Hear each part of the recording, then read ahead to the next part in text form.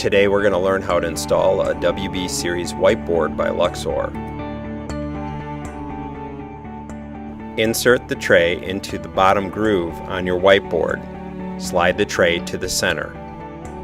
Determine the general location that you'd like to install your whiteboard. You'll be snapping two horizontal chalk lines at the heights as indicated on the drawing. Please consult your installation instructions for the proper height from the floor to each chalk line. The hardware provided is for installation on drywall. If you'll be attaching to another material, such as concrete, you'll have to have your fasteners furnished by others.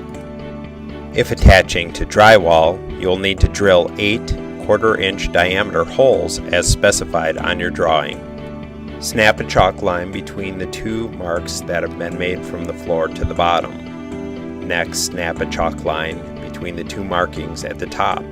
Place the plastic inserts into the holes that have been pre-drilled. Use a soft mallet or hammer to tap the plastic inserts into the hole. Attach the brackets at the bottom using the long screw that has been included in the hardware pack. Make sure that the bracket is attached at its lowest position. After installing all the brackets at the bottom, install the brackets at the top.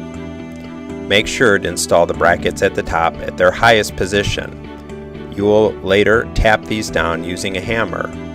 Place the whiteboard on the lower brackets, making sure to center it with the middle lower bracket.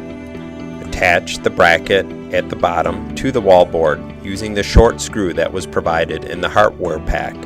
Start with the middle lower bracket. Tap the top brackets down so they are touching the top of the whiteboard. Attach the brackets to the wallboard using the short screws that have been provided in your hardware pack. Carefully remove the plastic protective cover from the front surface of the whiteboard.